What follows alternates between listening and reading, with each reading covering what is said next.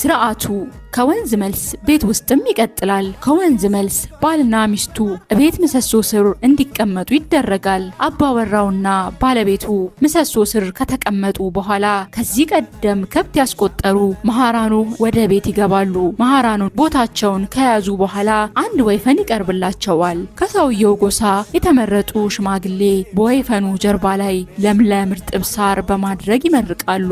ምርቃቱ ከተካሄደ በኋላ ወይፈኑ ይታረዳል። ከታረደ በኋላ ነፍሱ ሳትወጣ የወይፈኑ አንጩፋ ወይም የመራቢያ አካል ተቆርጦ ይወጣል። ከወይፈኑ ስጋ ክትፎ ተዘጋጅቶ ቅቤ በብዛት እየተጨመረበት አበጋዞችና መሃራኑ ይበላሉ። ማርና ብርዝም ይቀርብላቸዋል። አስቆጣሪዎቹ ባልና ሚስቱም ይስተናገዳሉ። በልተው ጠጥተው ከጠገቡ በኋላ ስርዓቱን ይፈጽማሉ። ስርዓቱን የሚፈጽሙት በፊት ማዕረጉን የተቀበሉ መሃራኑ ናቸው። እነዚህ